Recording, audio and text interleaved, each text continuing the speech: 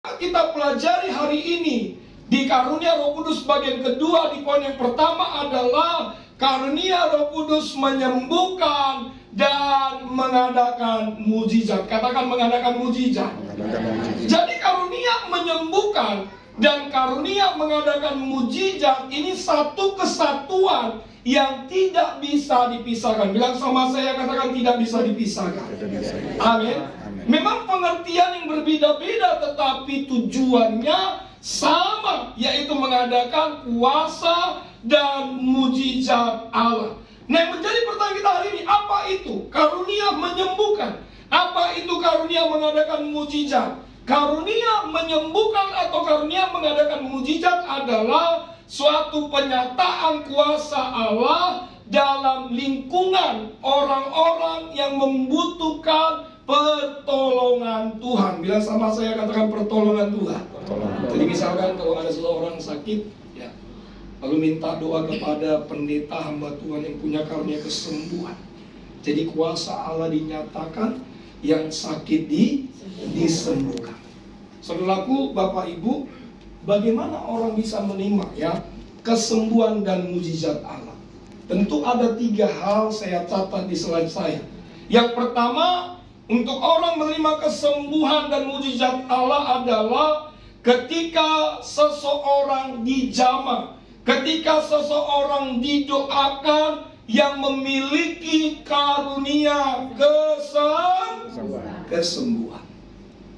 Saudaraku, kalau kita lihat gembala sidang kita, almarhum Pendeta Dr. Yesaya Pariaji, ya, saya sudah sampaikan bahwa ya gembala kita ini, saudaraku, ya, tentu almarhum bersama dengan Ibu Pendeta Pariaji memiliki karunia yang berbeda-beda. Kalau gembala sidang kita almarhum punya karunia kesembuhan ilahi, punya karunia nubuatan. Nanti kita akan lihat Bapak Ibu.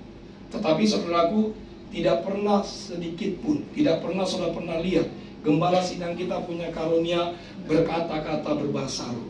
Betul? Tetapi Ibu Gembala dan Pariaji, beliau memiliki karunia berkata-kata berbahasa roh.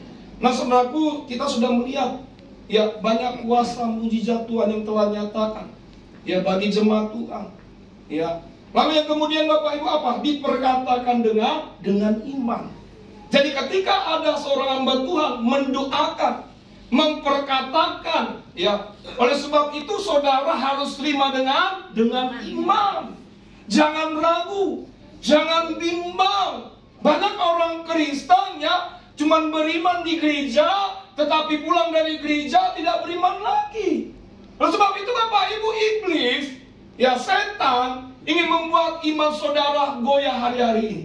Tapi saya sebagai hamba Tuhan ingin memberitahu kepada saudara, kalau saudara hari ini datang beriman beribadah, terjadilah sesuai dengan iman saudara. Katakan amin.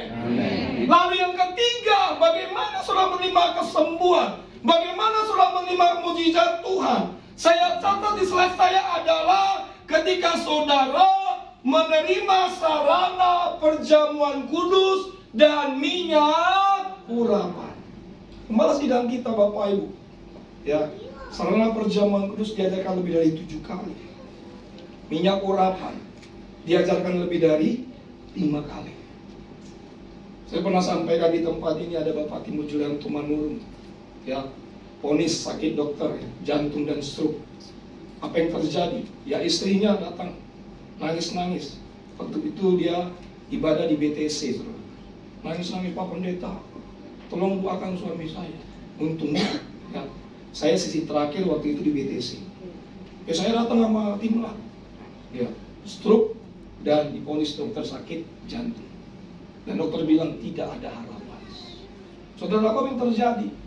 Saya datang sama tim, ya, tetesi dengan apa? Perjamuan kudus, didoakan pakai minyak urapan. Saudaraku, setiap kali saya khotbah di BTC, itu Pak Manurung bersama dengan istrinya Adam, sembuh, mujizat Tuhan terjadi. Amin. Saya pernah juga saksikan di tempat ini Ibu Mariota Soid, orang Papua, ya, vonis dokter apa? Sakit kanker otak stadium 4. Ya. Apa yang terjadi Bapak Ibu? Ya, datang ibadah di Pak Hotel ini, pakai kursi roda. Kalau sudah lihat ya, dulu ada ibu-ibu pakai kursi roda, ya. Apa yang terjadi saudaraku? Ya, datang dia sama Tuhan. Ya, minta nomor teleponnya. Ya, dia datang ke Tiberia Center, tanya nomor telepon pendeta. Saya bilang, kenapa nggak langsung aja hari Minggu kan? Dia tanya sama ada namanya di sana, ya penjaga Tiberia Center namanya Pak Gimin.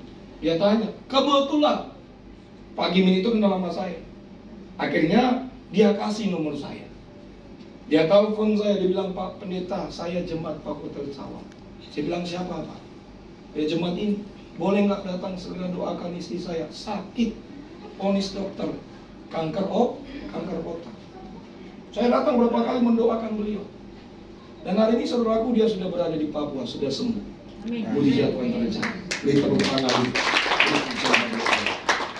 Lalu kemudian Bapak Ibu ada Pak Jeffrey, anak-anaknya pintar, cerdas, kuliah di UI ya, ambil fakultas apa hukum.